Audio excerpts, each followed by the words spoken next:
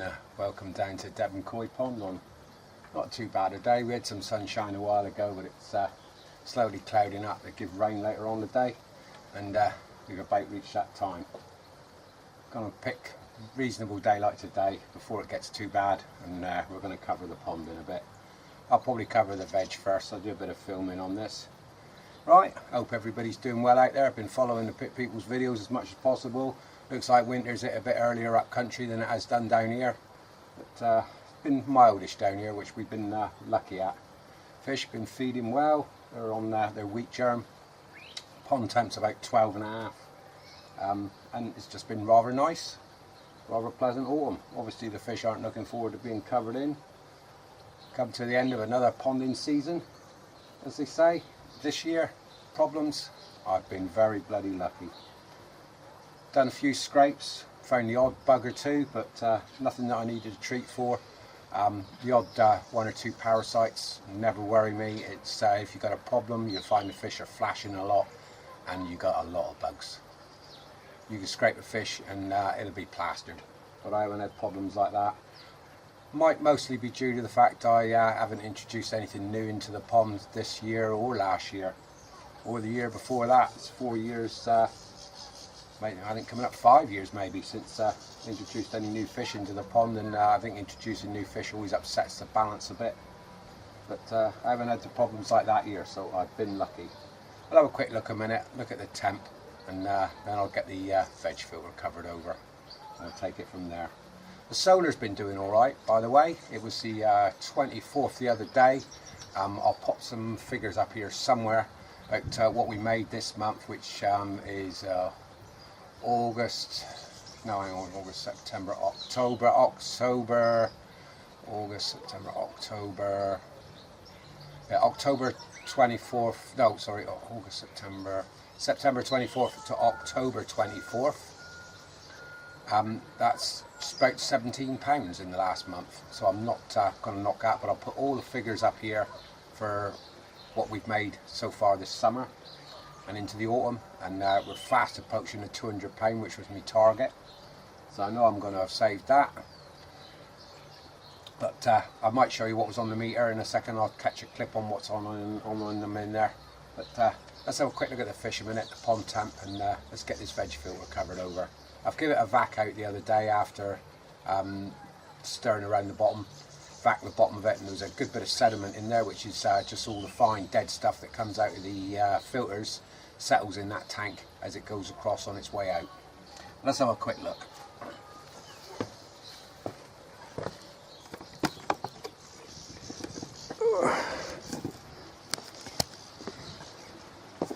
Okay, as you can see, fish are all down a bit low in the water.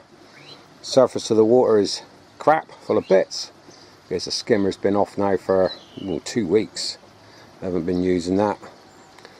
So a bit of floating debris, a little bit on the bottom, but not a lot. At the moment, inside we're running at 96 watts, I think the entire pond's running at.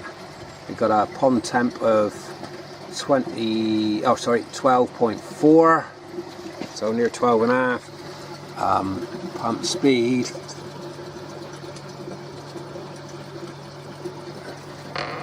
is 61 watts and it's running at 80%. That's the only pump I've got running at the moment. Over here you can still see I've still got the blanket weed. I'm not worried about that now. It's not doing any harm. And I've taken the answer out. As soon as you give that a blast and pack it away.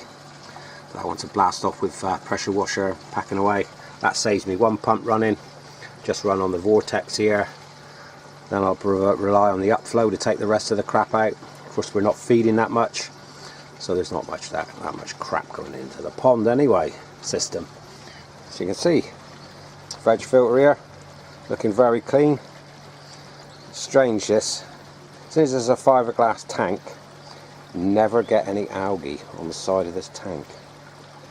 Really strange. People with fiberglass ponds get algae growing all over it, but this veg filter, never get any green growing in it. But yeah, as you can see there, the lilies are smashing way out their baskets. They're only in there in gravel. Got one there that's still very tiny. They were all planted at the same time. But 2 of them have smashed the baskets to bits. Everything running fine here. So I'll set the camera up. Let's get the covers up and cover this veg filter over.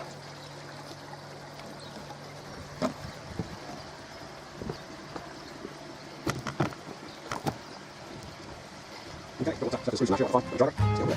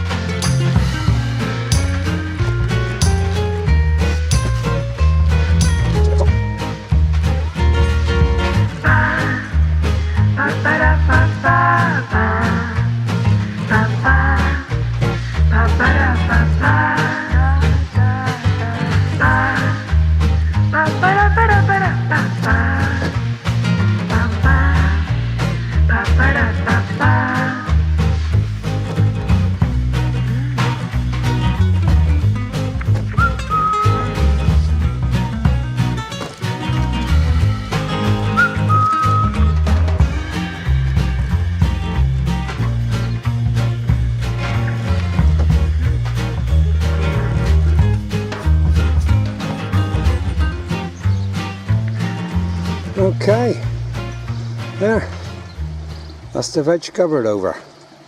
Now just upon the do, hopefully me back a load out.